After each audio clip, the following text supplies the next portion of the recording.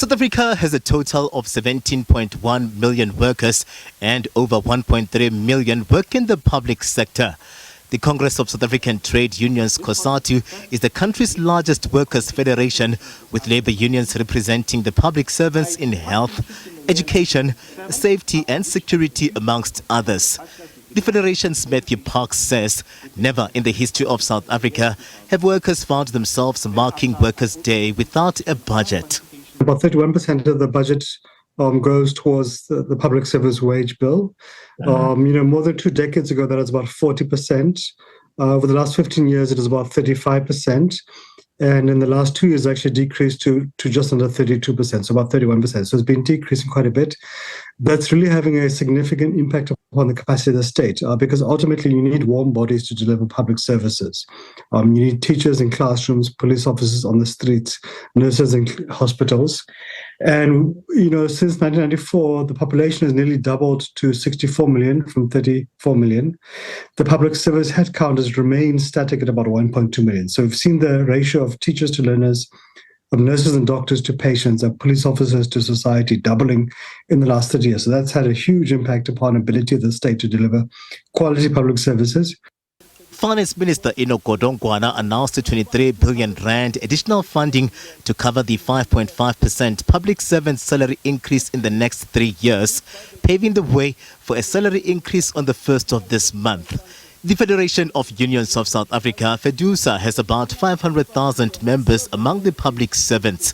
FEDUSA's Rifta Ajam says the recent withdrawal of the previous budgets has renewed the hopes of many that government will address their needs. The Federation wants some of the key progressive items in the February budget to be retained. We have to expand the capacity of the state, especially under the South African Revenue Services, to continue to piggyback off the fact that we are now enhancing the ability and the capabilities of SARS to augment and to supersize tax collection and revenue collection. It has been well documented by the commissioner at the stage of SARS, Commissioner Kieswetter, that they have made good grounds, and we have to acknowledge the fact that workers, public servants in this instance, have been doing their dues. So we have to acknowledge what is there currently and how we advance on these mandates. So any discussions about further austerity has to be scrapped. The South African Policing Union, SAPU, hopes that the new budget to be tabled will incorporate many of their demands, particularly on the review of the danger allowance. SAPU spokesperson Lisiba Tubakale says their members are under siege, lamenting the cases of police killings. The law enforcement at large, not only specifically to the police, our law enforcement, starting from the SAPS members, going to Metro Police, Traffic Police, Border Management Authority, members working at DCS and private security, indeed they are under attack when we look at the dangers that they are faced with. And that on its own, it remains to be our firm position that government has not been decisive. I mean, we've been making a call for police killings to be declared treason. COSATU also reflected on the country's policies that speak to workers' issues, saying although the country has clear labour laws, more still needs to be done. Look, we can't go back in time. We can't abandon the transformation journey because we look at all of our socio-economic indicators, we have still got so far to go.